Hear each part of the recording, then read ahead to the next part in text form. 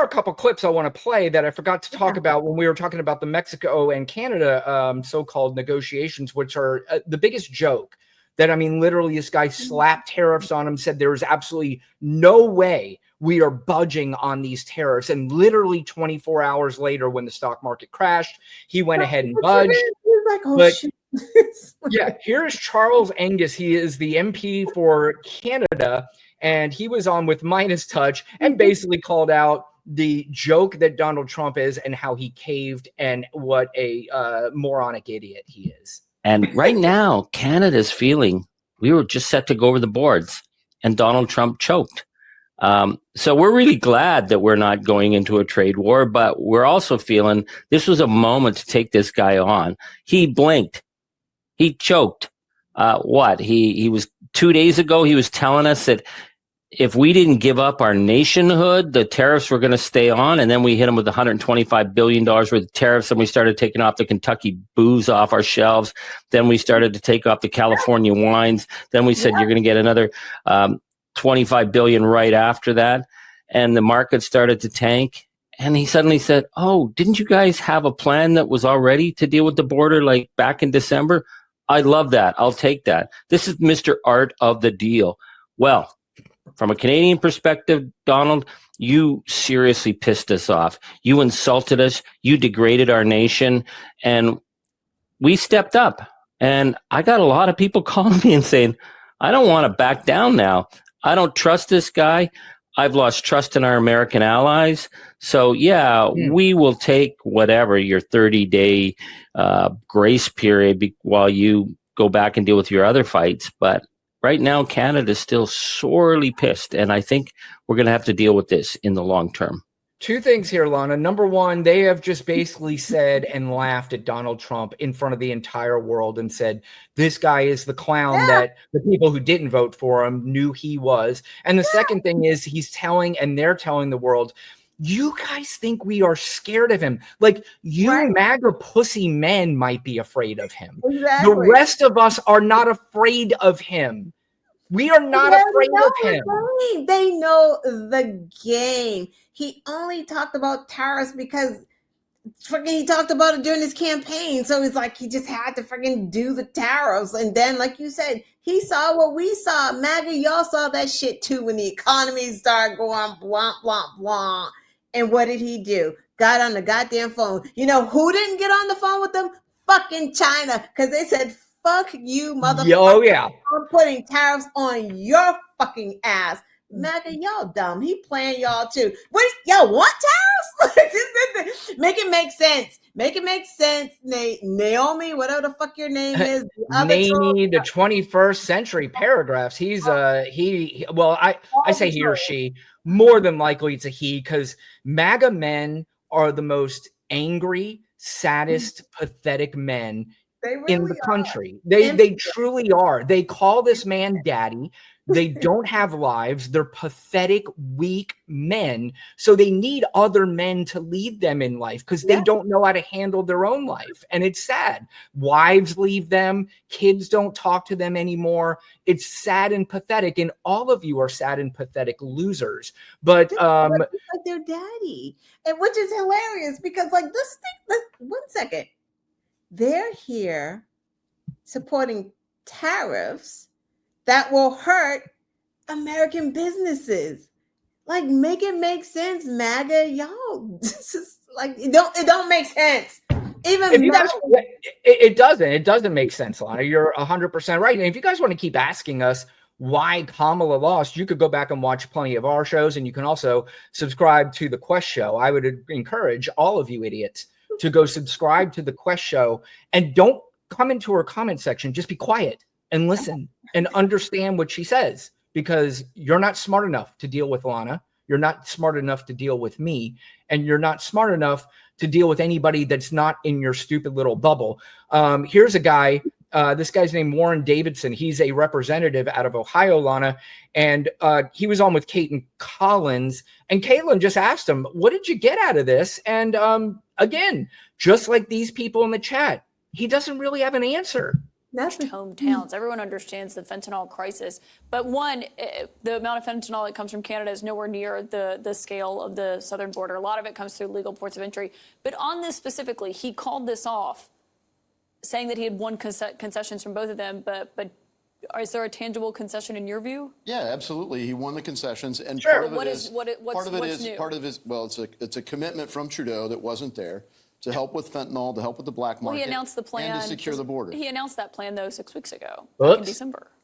Well, at least he's reiterated it and formalized it. And the old reiteration and formalized. They gotta find a way to please Daddy. Well, it was there in December, MAGA. He didn't come up with nothing new. Y'all are fucking stupid asses, and you're so pathetic. Like Brian just said, you can't even admit that your daddy is playing you. Your orange daddy's playing y'all asses. What a fucking bunch of idiots, and gotta know to call other people sheep. It's crazy, but I do need to make a very formal apology because Angel North has been in our chats, and she is and I see Baby Juggernaut popping up. Hi, so baby.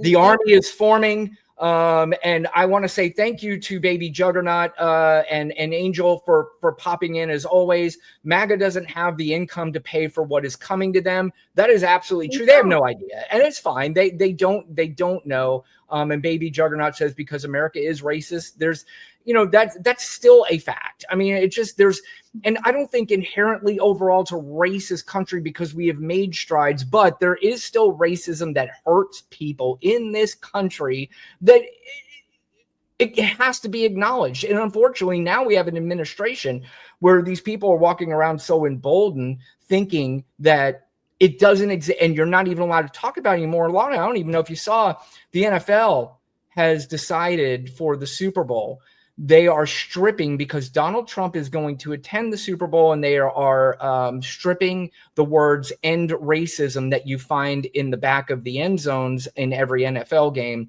They're taking that away because King Donald doesn't like it. And that's crazy.